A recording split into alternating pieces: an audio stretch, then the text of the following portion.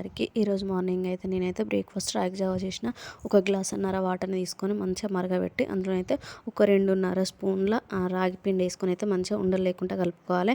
ఆ నీళ్లు మరుగుతుంటే ఈ రాగి పిండి అయితే అలా పోసుకొని కలుపుకొని తగినంత సాల్ట్, టేస్ట్కు తగ్గట్టు అయితే బెల్లం వేసుకోవాలి. బెల్లము అవన్నీ వేసినాక కలుపుకొని సిమ్లోనే పెట్టి మంచిగా మరగనివ్వాలి.